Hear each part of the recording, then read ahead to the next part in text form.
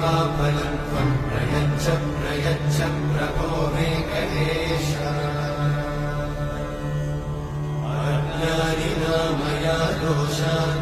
अशेषान् विहितान् हरे क्षमस्वत्वं क्षमस्वत्वं शेषशैलशिखामणे अज्ञानिना मया दोषान् अशेषान् विहितान् हरे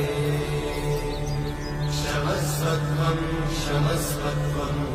शेषशैलशिखामणे